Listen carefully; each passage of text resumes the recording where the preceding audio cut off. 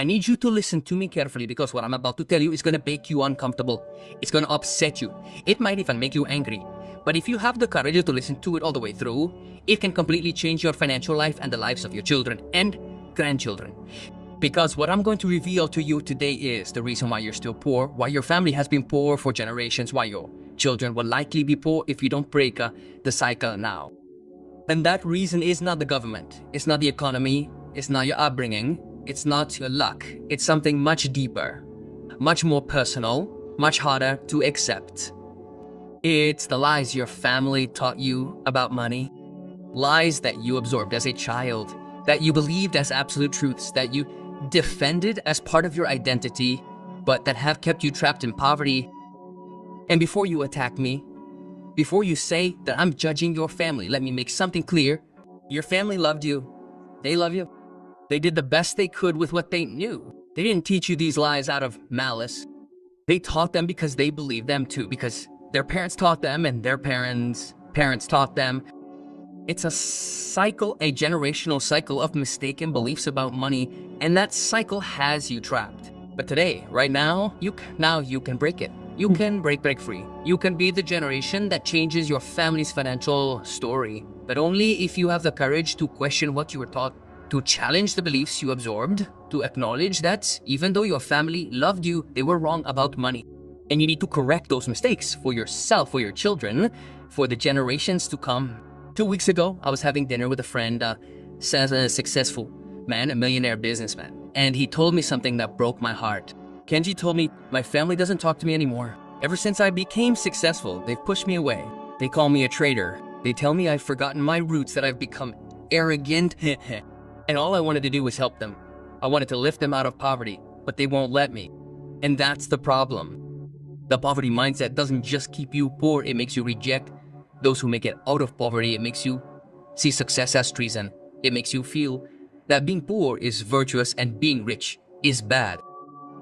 And that's precisely the first lie, the most destructive lie. The lie that keeps entire generations in poverty. So let me show you the 7 lies that your poor family taught you about money. And if you recognize even one in yourself, you need to eradicate it now before it destroys your financial future. The first lie is that money is evil and rich people are corrupt. You've heard this 1,000 times. Money is the root of all evil. Rich people are bad people. To be rich, you have to steal. Money changes you and absorbs you, this belief. You made it part of your identity, and now unconsciously you reject money because in your mind, having money would make you a bad person. It would make you corrupt. It would distance you from your values. So you sabotage your own efforts. When you start earning more, you feel guilty. When you have opportunities to grow, you reject them. When you can earn more, you earn less. Because unconsciously you believe that money is bad. But let me tell you the truth. Money is not bad. Money is neutral. It is a tool, like a hammer. A hammer can build a house or destroy a window. It depends on who uses it and how. Money can also be used for good or for evil.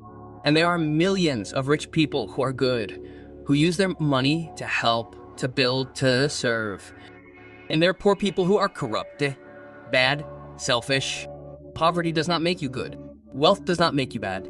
Your character determines whether you are good or bad, not your bank account. My father is a middle-class man in Japan. He worked all his life, saved, invested, and has enough. He's not a millionaire, but he has financial peace, and he's the most upright man I know. Honest, hardworking, generous. Money didn't change him. It amplified who he already was because he had character. So the truth is this. If you're a good poor person, you'll be a good rich person. If you're a bad poor person, you'll be a bad rich person. Money only amplifies who you already are. It doesn't change you, it reveals you. So stop demonizing money. Stop believing that being rich is being bad, because that belief is keeping you poor and it's not making you more virtuous, just more limited. The second lie is that you have to work hard to earn money. Here is where I'll be attacked, because everyone believes it. Everyone defends it. Those who work hard prosper. Effort and sweat are required. But let me show you the reality. Your father worked hard all his life. Your mother worked hard all her life, and they died poor, or they're still poor. So clearly, working hard is not enough. The poorest people I know work really hard, 2 jobs, 3 jobs, 12 hours a day, and they keep going poor, while there are people who work 4 hours a day and are millionaires.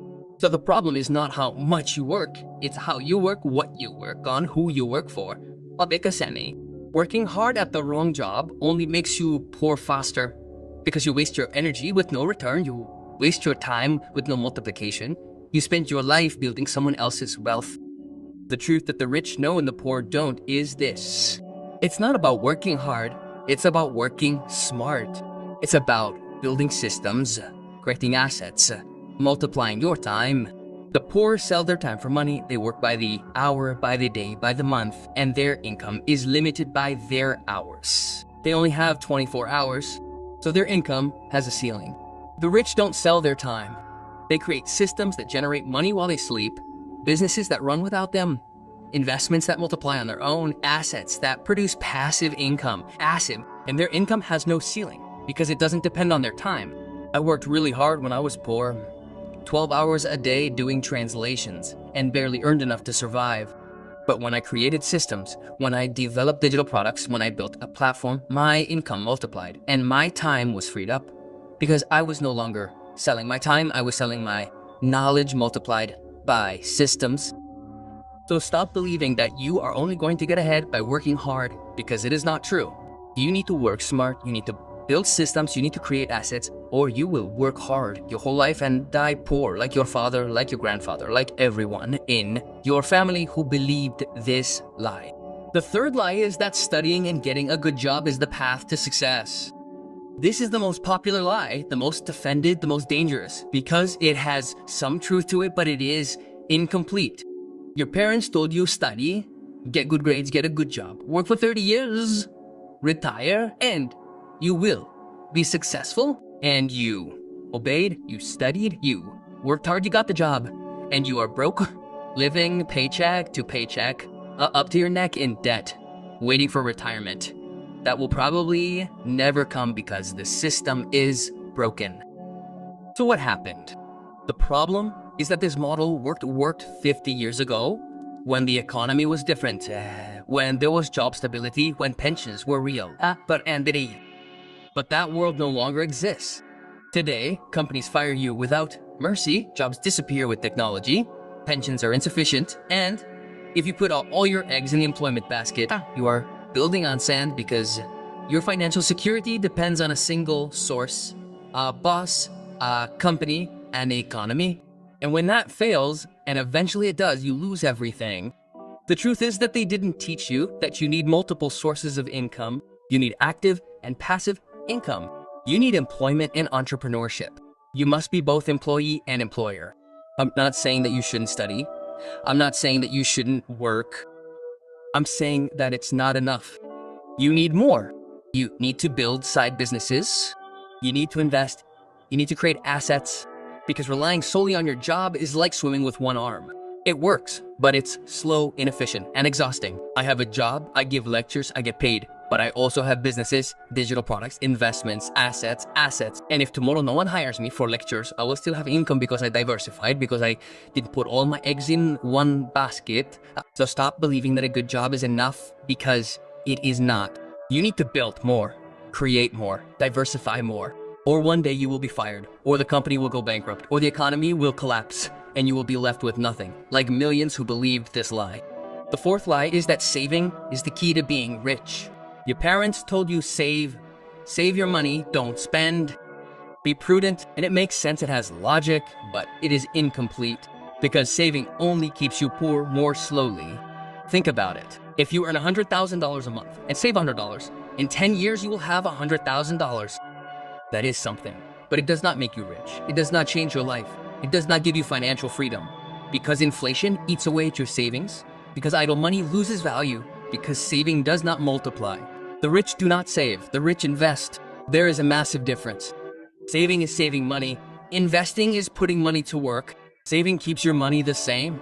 Investing multiplies it. Saving is defensive. Investing is offensive. And if you only save, you will never get out of poverty, because you need multiplication, not accumulation. You need your money to generate more money, and that only happens by investing in businesses, in real estate, in stocks, in yourself, in education, in skills, in assets that multiply. I saved for years, and I was still poor until I started investing in my education, in my business, in assets, and my money multiplied because it was no longer idle. It was working, generating, multiplying. So yes, save, but don't just stop there. Invest, put your money to work, because idle money is dead money, and you need live money, and you need live money, money that grows, money that multiplies, money that builds real wealth. The fifth lie is that you can't be rich because you don't have startup capital. This is the favorite excuse of the poor. I don't have money to start. I need capital. I need investment. And they wait, waiting for someone to give them money, waiting to win the lottery, waiting for an inheritance. And while they wait, they do nothing and die poor waiting. But let me tell you something. The biggest businesses in the world started with no money. Amazon started in a garage. Apple started in a garage. Facebook started in a college dorm room. They had no capital. They had an idea. They had execution. They had persistence. And today they are worth billions. And you don't need to create Amazon to get out of poverty. You need to create something, anything with what you have. Now, today, you can start a business with $100, with $50, with zero if you are creative. Services don't require capital, just skills, freelancing, consulting, teaching something you know. Digital products don't require inventory, just knowledge. Courses, ebooks, templates, social media don't require money, just consistency, creating content, building an audience, monetizing. There are 1,000 ways to start without money, but you need to drop the excuse, stop waiting, start with what you have. I started with nothing, no capital, no contacts, nothing more than an idea and will. And I built little by little, step by step. And today I have what I have, not because I was lucky, because I started without expecting capital, without waiting for perfect conditions. I just started. So stop waiting for money to start. Start to create money, because money doesn't come before work. It comes later as a result, as a reward. But first you need to work, create, build, and the money will come. The sixth lie is that talking about money is in bad taste. Your parents never talked about money. It was taboo, something private, something shameful. And you absorbed that. And now you don't talk about money. You don't ask how much others earn. You don't share how much you earn.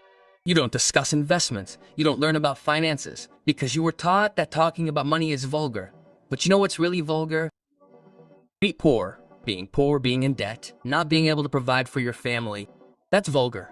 And it happens because you didn't talk about money, because you didn't learn, because you kept the subject taboo. The rich talk about money all the time at dinners, in meetings, in casual conversations. They talk about investments, business, strategies, numbers, and they learn, they educate themselves. They multiply while the poor talk about soccer, television, gossip, anything but money, and they stay poor because they don't talk about the topic that determines their quality of life. I broke that taboo years ago.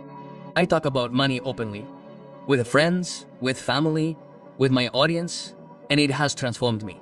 Because I learned, because it educated me, because I broke the silence that kept me ignorant. So start talking about money, ask questions, learn, discuss, read, educate yourself. Because what you don't discuss, you don't understand. And what you don't understand, you can't improve. And your financial situation urgently needs to improve. The seventh and final lie is that being poor makes you more humble and closer to God. This is the most spiritual, religious lie, the most defended by believers. Blessed are the poor. It is easier for a camel to go through the eye of a needle than for a rich man to enter the kingdom. Money is the root of all evil, and they use these verses to glorify poverty, to make you believe that being poor is virtuous, that God prefers the poor, that wealth distances you from God, and that is a lie, a complete lie. God does not glorify poverty. God wants to prosper you. He wants to bless you. He wants you to have abundance so that you can be generous, so that you can help, so that you can serve. You cannot give from emptiness. You cannot help from lack. You cannot be generous from poverty. You need abundance to bless. You need wealth to just to serve. You need prosperity to give. And God wants you to be prosperous, not to be selfish, not to be generous, not to hoard, not to distribute, not to help yourself, not to serve. Yeah, Sarifi. The Bible is full of wealthy men that God used. Abraham was rich, Isaac was rich, Jacob was rich, Joseph was rich, David was rich, Solomon was rich, Job was rich. And God blessed them, used them, prospered them because they were good stewards, because they used their wealth correctly. So stop glorifying poverty, stop believing that being poor makes you more holy, because it is not true. Poverty is not a virtue, it is a limitation. And God wants to set you free. He wants to prosper you. He wants to bless you. But first you need to change your mindset, Teta. You need to let go of these 7 lies and embrace the truth about money, that it is neutral, that it is a tool, that it can be used for good, and that God wants you to have it so that you can use it correctly for His glory, for the blessing of many. So here are the 7 lies your poor family taught you. Money is evil and rich people are corrupt. You have to work hard to earn money. Studying and getting a good job is the way. Saving is the key to becoming rich. You can't start without capital. Talking about money is in bad taste. Being poor humbles you. 7 lies that have kept your family poor for generations, and that will keep you poor if you don't eradicate them. But today you can choose differently. You can be the generation that breaks the cycle, that changes the narrative, that builds wealth. Not to be selfish, to be generous, not to hoard, to distribute, not for yourself alone, for the generations to come. But you need to start now. You need to change your mindset now. You need to break these lies now, because every day that goes by believing them is another day of poverty, another day of limitation, another day of the cycle. And your children are watching, they are absorbing, they are learning. And if you don't change, they will repeat it, and their children will repeat it, and the cycle will continue, generation after generation. But it can end with you, it can change with you, it can transform with you. If you choose to confront these lies, if you choose to change your mindset, if you choose to build wealth, then do it. Not for yourself alone, for your family, for your children, for the generations to come. Break the cycle, change the story, build the legacy, because you can and you must, and it's time. If this message confronted you, if you recognized these lies in yourself, if you are ready to break the cycle of poverty in your family, I need you to do something right now. Subscribe to this channel as your declaration of war against the poverty mindset. This subscription is your commitment to educate yourself financially, to break limiting beliefs, to build generational wealth. Each video will be ammunition in your war against poverty. When you like this video, you are doing so as a vote of confidence that you can change your financial situation. That is your declaration that you will not repeat the mistakes of your family, that you will be different, that you will build differently. Leave me a comment writing "I break the cycle" and the number of the lie that impacted you the most. Write it down, because when you write it publicly, you are committing, you are declaring yourself, you are freeing yourself from the fear of talking about money. Write "I break the cycle" and free yourself. And activate the bell, because each notification will be your reminder that you chose a different path, that you are not going to be poor like your family, that you are going to build wealth, that you are going to change history. Tali. This is not to offend your family, it is to free yourself from beliefs that limit you. Your family loved you. They did the best they could, but they were wrong about money. Repetitive mistakes are no honor, only more errors. You truly honor your family by breaking the cycle, building what they could not, achieving what they could not, being the generation that changes everything. So yes, love them, respect them, honor their sacrifice, but don't repeat their mistakes, don't believe their lies, don't continue their poverty, break the cycle, build wealth, change history for yourself, for them, for those who come, because you can, because you must, because it's your time. Break the cycle now.